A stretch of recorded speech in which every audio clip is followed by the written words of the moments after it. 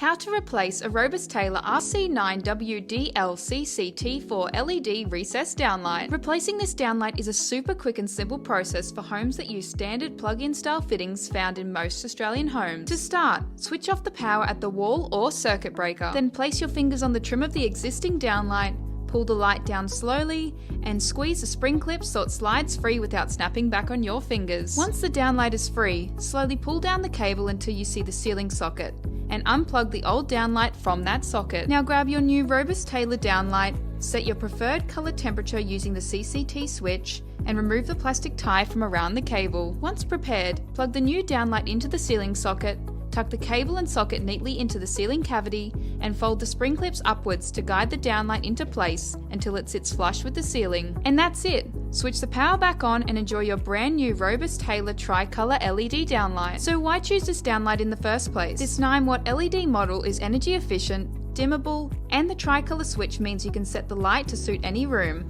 Plus, it's certified for use in Australia, so you can trust it'll do the job properly. For this downlight and more electrical products, shop online now at Sparky Direct. Delivered fast, straight to your door.